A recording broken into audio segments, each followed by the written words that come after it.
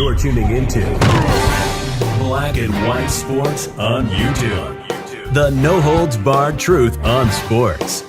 The main event starts. All right, Black and White Sports supporters. Well, we got breaking news, and it's big news when it comes to a quarterback that I think a lot of NFL teams thought they were about to get their hands on. And I got to admit, this is a shocker. Nobody saw this coming because all I've heard is the NFL is not going to keep Brendan Sorsby from entering the supplemental draft. Well, the NFL did exactly that. However, they are going to allow him to be drafted in the 2027 NFL draft, and he's going to have a hell of a lot of competition. Now, this would have been the draft he would have came out in anyway had he not had the gambling issue. So, now his problem now is that he doesn't have the 2026 college football season to build tape for the 2027 draft. So he's got to literally set out this college season and then enter the draft. Now, I don't know if he could play in another league. I mean, I think it would be too late for him to go to the UFL.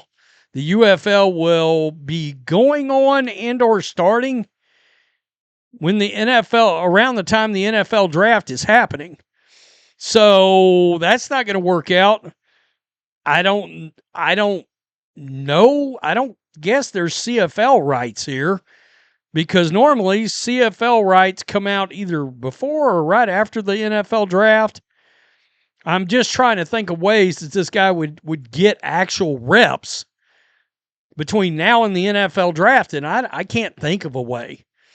The NFL has informed teams that it will not be holding a supplemental draft, meaning Texas Tech quarterback Brendan Sorsby will not be eligible to enter the NFL in 2026. The CBA allows the league to decide whether to hold a supplemental draft.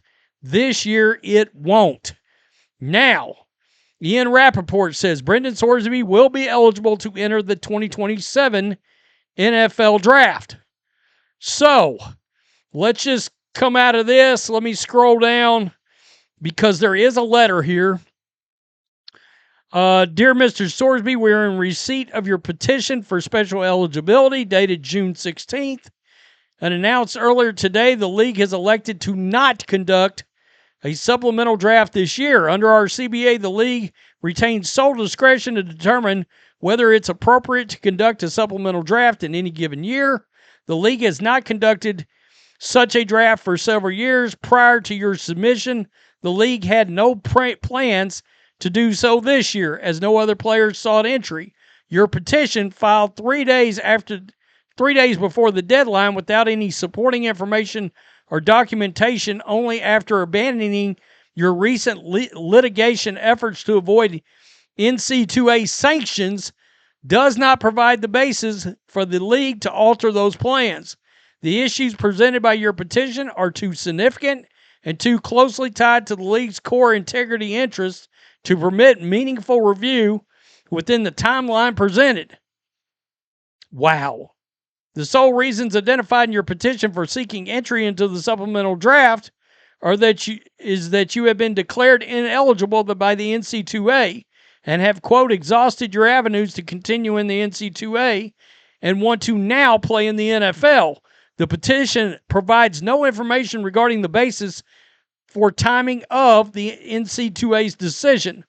Public sources, however, indicate that in May of 2026, the NC2A issued a determination declaring you permanently ineligible from participation in college athletics based on sustained pattern of improper gambling activity during your collegiate career at 3 different universities. The league does not have the complete record of the NC2A investigation, and you did not provide any such materials by your petition.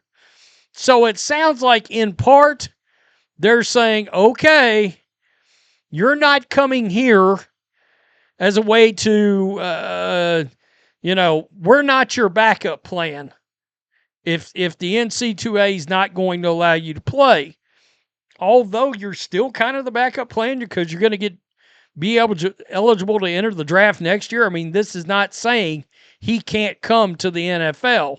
It's just saying they're not going to let him in early. All right.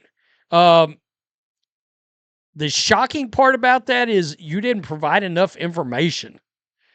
Like, you would think his attorneys would have thrown in the kitchen sink during this supplemental draft request, right? So I saw somebody right here, Tom Pelissero, just posted this. The highly touted 2027 NFL quarterback class now potentially includes, among others, Arch Manning, Dante Moore, Jaden Maviata, Julian Sand, Drew Messamaker, CJ Carr, Trinidad Chambliss, Nico Amiava, Darian Mensa, Lenora Sellers, and Brendan Sorsby. And so this is interesting. I just heard Todd McShay this morning. They put out a new podcast.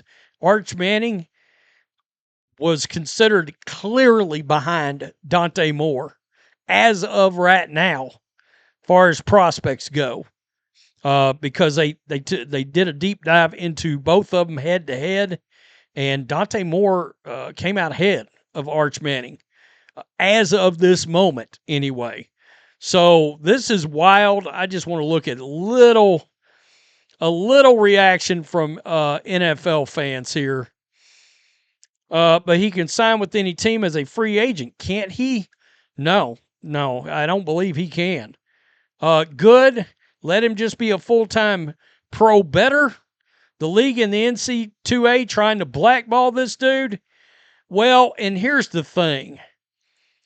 And this hasn't circulated in the media enough, but it is out there. In fact, Brendan Sorsby's agent or lawyer came on with Mike Florio yesterday afternoon on Pro Football Talk. The kid has not placed a bet in years. I'm not sure if anybody realizes that. I think he said it's been like 3 years since he's placed a solitary bet. And from the moment that he landed on the active playing roster, he has not placed a bet since. And that's been like, over 3 years.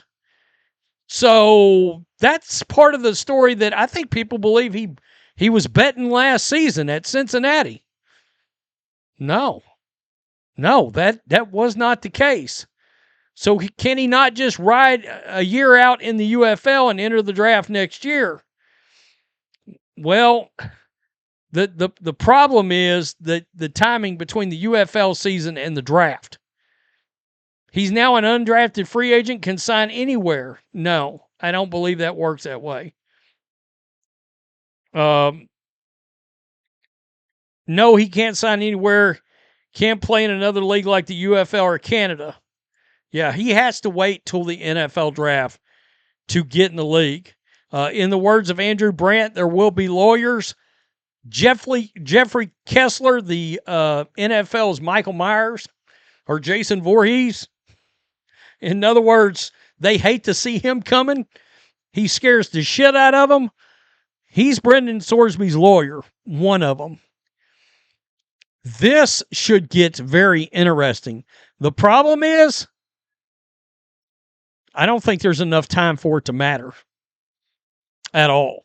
So I don't know how this is going to turn out, but as of right now, it looks like Brendan Sorsby is going into the NFL draft. And I talked about yesterday that John Middlecoff went and looked at his tape and was like, yeah, somebody might take him in the first round of the supplemental draft. And they won't now. So, and you're going to have a disadvantage versus all those players that are about to play their college season this year. So now one of the biggest storylines going into the draft next year is where does Brendan Sorsby get drafted? Is he literally going to drop down into the 4th or 5th or 6th round now? Is the NFL going to tell teams, I mean, look, we think that happens.